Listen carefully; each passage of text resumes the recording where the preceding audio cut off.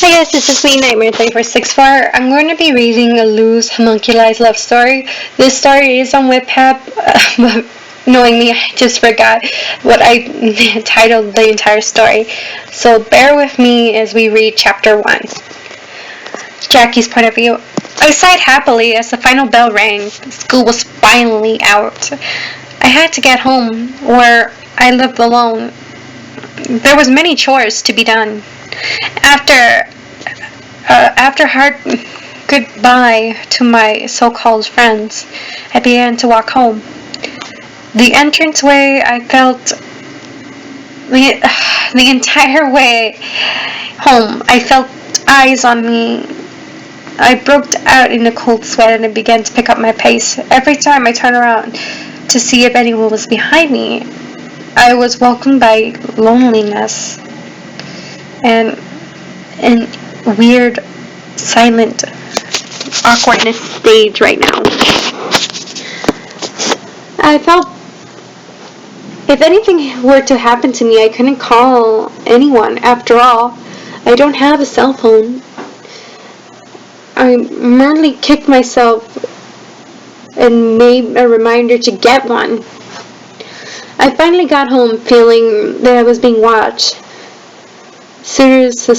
Submissive or disappeared as I began to do the dishes. I looked outside. Much to my surprise, there was a boy standing in my backyard. How did he get in my backyard? The door was locked. I asked mentally.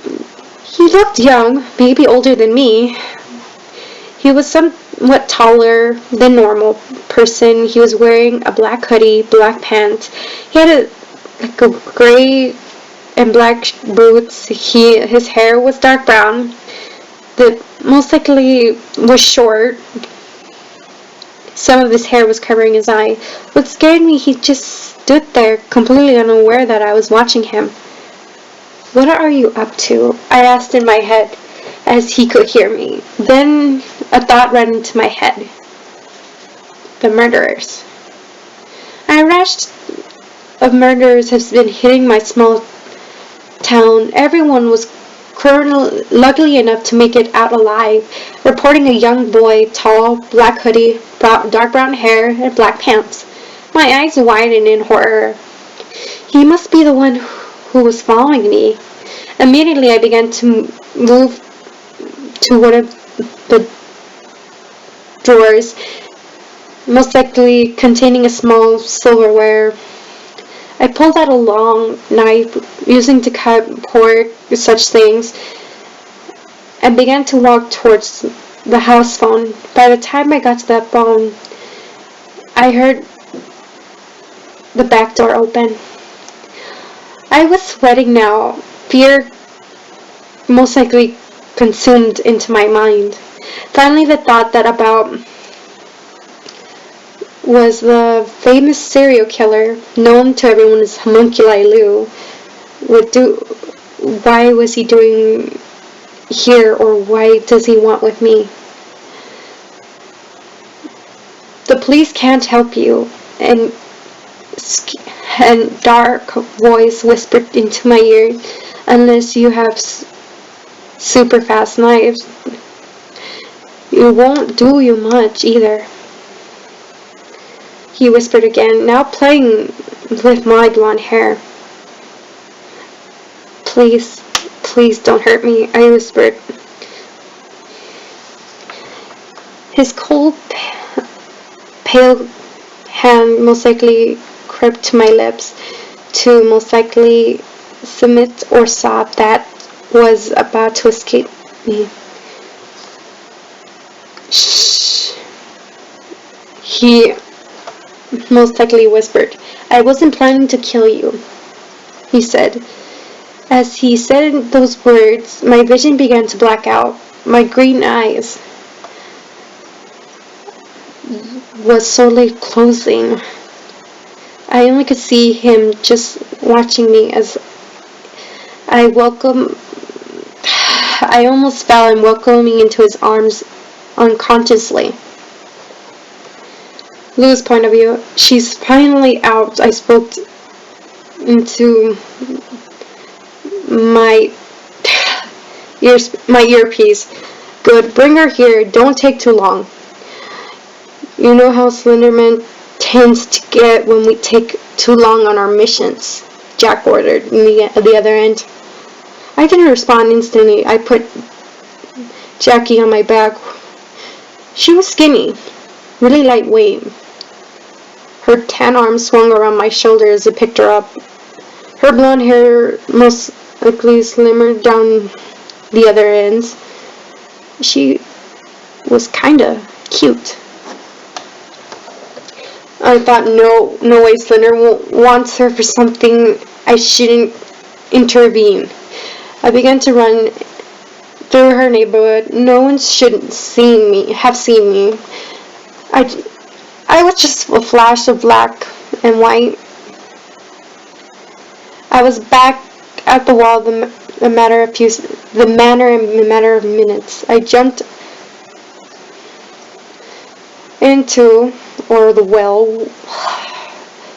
into it in my world, gray, dull, nothing capable compared to Earth. I was greeted by my leader of the group, Slenderman. He was accompanied by Jack. Lou, I'm happy you were successful, he said in the low, booming voice of his. Yeah, whatever, I said, rolling my eyes. What do you want with her anyway? I asked, inhaling the sweet smell of lavender again.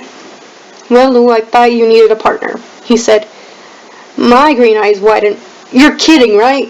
You want her to be my partner? I asked, panically screaming. Slenderman gave me a small nod.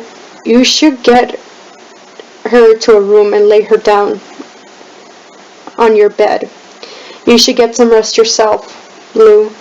Your training starts tomorrow, he said in a cool way, and then annoying me. I exhaled loudly and stormed off. Even though all my anger, I just set Jackie down gently on my bed and covered her with my blanket. I sat down on the couch and watched her as she slept.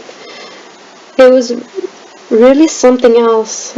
I've seen many people sleep, but when I saw her, I couldn't tear my eyes away from her. Her long blonde hair was screaming across my pillow. She looked like an oasis in the desert. In fact, she was in a serial killer's room. I found myself smiling. I shook my head. I stood up and went outside. Jackie's point of view. I woke up in a gasp in someone else's room in someone else's bed. I quickly jumped out of the bed and tipped over the clean sheets and scraping my chin on the wood floor. I looked around the room, gray, not decorated in any way. I frowned and stared and remembered what happened. Suddenly, it all came back to me. I was kidnapped by a serial killer. I screamed and sobbed, falling to my knees, rubbing my wet eyes. That's when I heard footsteps running up the room, someone opening the door to the room. What happened? Are you okay? He asked. It was Lou the killer. Other word is Lou the homunculi. He looked genuinely concerned for me, but that didn't take away from the fact that he kidnapped me. I began to claw away from him. He followed me. While I was looking at his face, I recognized the scars they had around his mouth and across his face. There was no longer cuts. They were just scars, seeming to most likely be stitched up or reopened again. Look, he said, sighing and kneeling down to me. I won't hurt you, he said, reaching out for me. I looked out. I let out a small whimper sort of noise as I took his hand, allowing him to help me up. Something flashed across his face, which looked away from me. I was confused, but I just missed it. What he has just done, he looked back to me and touched my chin. I whined as he touched it because I scratched myself. What happened? He asked as we walked to the bathroom. I didn't answer his question. Indeed, I asked him a question. What do you want with me? I said, sitting on the edge of what I guess was his bed. About that, my leader, the Slender Man, wants you to be my partner. He said, coming to me with the first aid kit in his hands. He began tending to the scratch and put a band-aid on it. I'm sorry, I said, but due to the reaction, I don't kill innocent people. I reminded all the people who died in my small community. No, I didn't kill innocent people. Those people who worked for a force to be messed with. He said, oh, well, was all I could think of. Did anyone really stop and think about those people that were innocent? Began to walk away and snapping me out of my thoughts. So, when do we begin training, I asked, suddenly encouraging and then surprising him in a few. Let me ask Jane if you could borrow some of her clothes, he said, walking out the room, giving me a chance to respond. I looked at the window. Outside was something strange, thin, naked thing. Before I could call for Lou, it jumped and broke through the window. I let out a scream so someone could hear me. Screamed the demonic creature.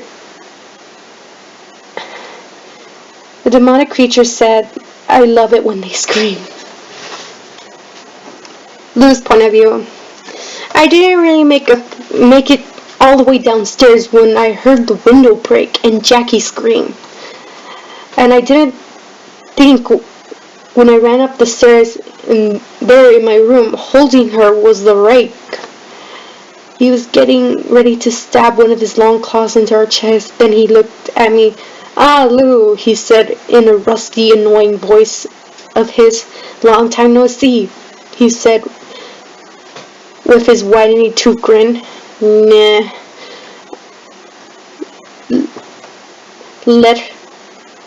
Not long enough, I said, frowning. Let her go.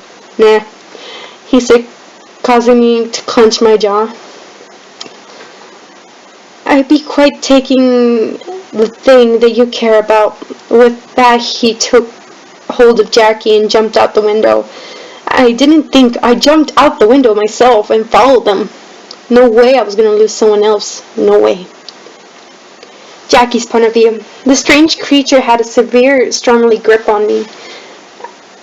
I was most likely pounding on its arm or whatever. In my vision, Lou was chasing after us, but I lost sight of him when the creature entered the woods. It was fast, really fast. I can keep screaming and screaming for Lou. And I heard him scream my name. When we got to an old rundown cabin, it stopped running and took me inside. It let me fall to the floor, causing me to hit my head, most likely sending a moaning white pain through my head. What are you going to do? I managed to ask. Make you mine, it said, knocking me out, sending me falling into the abyss once again. Lou's point of view. I saw them run into an abandoned cabin. I forced my legs to go faster. The rake will pay if he did anything to Jackie. I ran towards the cabin and kicked open the door. The rake had Jackie chained to the wall. She had long scratches run down her arms, some across her face, her cheeks. Her left eye was bruised,